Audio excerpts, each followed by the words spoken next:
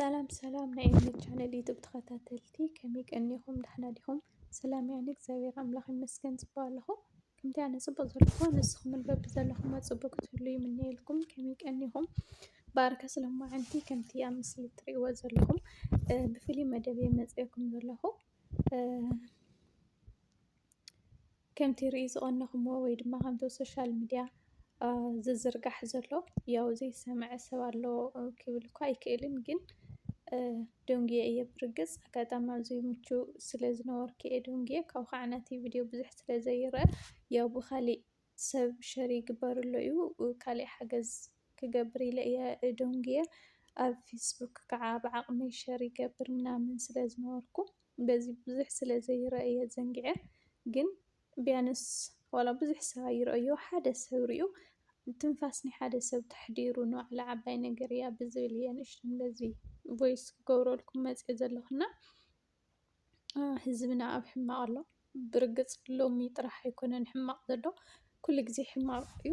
ልዕሊ 5 ዓመት ገይሩ ኣሎ ህዝብና ሕማቕ ካብ ዝረክብ። ግን ከዓነይ ጥሜት ክኸውን ከሎ በቃ ትንፋስ ምዝራብ ሓደ ሰብ ሓንቲ ኣዶሲ ብጥሜት ምዝራብ ክትስእን ከላ ብጥሜት ርእሳ መቕናዕ ክትስእን ከላ ብጥሜት ኣዕጽምታ ክወፅእ ከሎ ካብ ምርኣይ ዝኸብድ የለን ብርግጽ ማለት እዩ። ብጣዕሚ ብጣዕሚ ከቢድ ክኸብድ በስመ ኣብ። ኣነ ተምኡ ብኣካል ተረኺቦም ዝርእይዎ ዘለዉ ከመይ ገይሮም ይኽእልዎ ኣለዉ መዓር ክንደይ ርእሶም ይንክኡ ኣለዉ። ብጣዕሚ እዮም ዝገርም ብጣዕሚ እየ ዝሓስብ። እግዚኣብሔር ኣምላኽ ሓይሊ ይሃቦም ሓይሎም ሓይሊ ሓፂን ይኹን ናይ ብሓቂ ዓስቦም ካብ እግዚኣብሔር ኣምላኽ ይኹን ነዊሕ ዕድመን ጥዕናን ይሃቦም ክብሎም እየ ዝደሊ። ብእውነት ብንእሽተዮም እናሃለዉ ሰብ ዓበይቲ ሕልና ብእውነት በቃ ክገልጾም ኣይክእልን። ብርግጽ ኣብዚ ሕዚ ሰዓት ብዙሕ ሰብ ቪድዮ ይሰርሐሎም ኣሎ እዩ፣ ብዙሕ ሰብ ዝኸኣልዎ ይሕግዝ ኣሎ እዩ ኣብ ብዙሕ ዓለም ሪኣቶ እያ።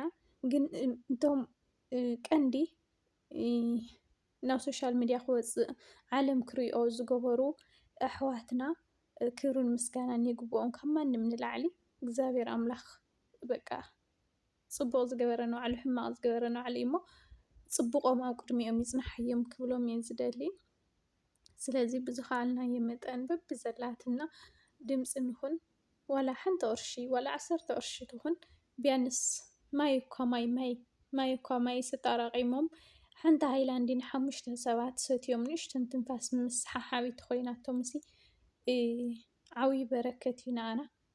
ንኣቶም ኢልና ዘይኮናስ ንነብስና ኢልና ኢና ጽቡቕ ንገብር ኣይፍለጠናን እምበር ዝጸምአ ዘርወየ ዝጠመየ ዘዕንገለ ዝዓረቐ ዝኸደነ ዝሓመመ ዝረኣየ እሱር ዝበፅሐ እዞም ኩሎም ጽቡቕ ዝገበረ እዩ እግዚኣብሔር ኣምላኽ በባጊዕ መሲሉ ብየማኑ ኣቂምዎም ዘሎ እዞም ነገራት እዚኦምን ካልኦትን ዝገበረ እዩ እሞ ንእሽተን በረከት ነሳተፍ ምብዛሕን ምውሓድን ኣይኮነን፣ ግን ዓቕሚ ምግባር እዩ ንሰብ በረከትና ዓቕምና ንሓግዝ። ዓቕሚ ዘይብልና ከዓ ኣብ ጸሎትና ንዘክሮም ሼር ንግበር በቃ ትዝከኣለና ነገር ንግበርና። ብእውነት ብጣዕሚ እዩ ከቢድ ውፍ በስመ ኣብ ኣነ በቃ ኣይከኣልኩን። ክንደይ ነገራት እኒአው ናብ ሶሻል ሚድያ ስለ ዘይወፀ እዩ እምበር ኣብ ትግራይ በተለይ ተፈናቐልቲ ኣብ በብኸባቢኡ ብብዙሕ ነገር ክንደይ ነገር እኒኦ ማለት እዩ። እዚኣ ናብ ሶሻል ሚድያ ስለ ዝወፀት እምበር ናብ ሚድያ ዘይወፀ ብዙሕ ነገር እኒኦ ማለት እዩ። እና በዚ ኣጋጣሚ ንእሽተን ዝርእዮ ተረኺቡ እዚ ቪድዮ ሸር ገበርዎ። ኩለን ተፈናቐልቲ ዘለውዎን ቦታታት እቲ ዕድል እዚ ተወዓዊዑ እናሃለየ ዓለም ሪኣቶ እናሃለየት ኩለን ናይ ተፈናቐልቲ ቦታታት ተትፍተሻ ይብል። ምክንያቱ ክንደይ ከምዚ ዓይነት ህዝቢ ጠምዩ ሓሚሙ ዝስተ ስኢኑ ብዙሕ ይህሉ እዩ ብርግጽ ኣሎ እዩ። ስለዚ ኩለን ከባቢታት ናይ ተፈናቐልቲ ትፍተሻ ጽቡቕ ነይሩ ይብል። ግን ኣነ ንእሽተን ግርም ዝበለኒ ነገርሲ ማዕረ ክንድዚ ከምዚ ኢሎም ጠምዮም ምዝራብ ክሽካብ ድስእኑ ሓይሎም ክሽካብ ዝሞቶም መዓንቲ መዓንቲ ሬሳታት ናብ ቤተ ክርስቲያን ናብ መቓብር እናኣተውሲ ስለምንታይ እዩ ሰብ ክሪኦም ዘይከኣለ? ስለምንታይ እዩ ሰብ ክሪኦም ዘይከኣለ? ብጣዕሚ ገሪምኒ ዋ እቶም ግዜያዊ ምምሕዳራት መንግስትታት ዝበሃሉ ካሊእ ይትረፍ ንሳቶም መማሓደግዎም እዞም መራሕቲ ሃይማኖት ዝበሃሉ እኒአው ዶ ማለት እዩ። ሽካብ ሕዚ ምንም ድምፂ ይርአዩ። ብጣዕሚ እዩ ዝገርመካ። ስለዚ ህዝብና ሕማቕ ኣሎ ብእውነት። ግን ደስ ዝብለካ ነገር በቲ ሓደ እግዚኣብሔር ኣምላኽ ከምዚ ምጉንኢ እያ ዘይብሉስ ጉንኢ ይፈጥረሉ ዝበሃል ኣበሃህላ ኣሎ። ካብ መራሕታ ዘይረኸበት ካብ ህዝባ ካብ ጎረባብታ ትከሓሰላ ብኩሉ ኢትዮጵያ ብሙላኣ ኤርትራውያን ኣሕዋትና ከምዚ ብእውነት ብጣዕሚ ኣብ ሓደ በቃ ዘረኝነት ዓይኒ ይጥፋእ ዝብል ኩሉ መዓልቲ በቃ ክንሓብር ከለና ከመይ ንምዕርግ ክነግረኩም ኣይክእልን። በዚ ኣጋጣሚ ንኩልኩም ኣብዚ በረከት እዚ ዝተኻፈልኩም እግዚኣብሔር ኣምላኽ ይክሓስኩም፣ ዓሶኹም ካብኡ ይኹን። በቃ እቲ ፅቡቅ ዝገብር ኣብ ቅድሚ ኢድ ዝፀንሖ ፅቡቅ ዝገብር ንባዕሉ እዩ፣ ሕማቅ ዝገብር ንባዕሉ እዩ። በቃ ኢድካ ሰብ ቅድሚካ እያ ትፀንሐካና። ሰናይ ተግባርኩም ኣብ ቅድሚኩም ይፅናሕኩም ክብለኩም ይደሊ። ኩሉ ግዜ ክንሓብር እኒአና።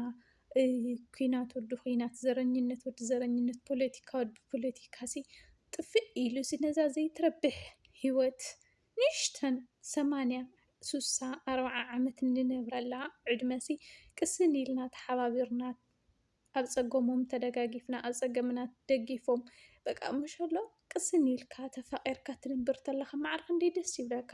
ወይ በስመ ኣብ ዘለዎ ዕግበት እና እስኪ እግዚኣብሔር ኣምላኽ ኩናት ወደ ኩናት ኣጥፊኡ ሰላም ንዓድና ሙሉእ ሰላም ገይሩ ስደተኛታት እውን ስደት ዝሓፅረሉ ዓዲ ዘሎ ሰላም ራህዋን ቅሳነትን ዝረኽበሉ ምእንተ እቶም ህፃውንቲ ኢሉ እግዚኣብሔር ኣምላኽ ይቅር ይበለልና። ምእንተ እቶም የለን ዘይፈልጡ ኣበሳ ዘይብሎም ምእንተ እቶም ፍቅደ ገዳማት እኒአው ቅዱሳን ኣቦታት ኣዴታት ኢሉ እስኪ ተዓረቀና እግዚኣብሔር ኣምላኽ ሰላም ራህዋን ይውርደልና። ካብ ሰላም ዝዓቢ እንታይ ኣሎ?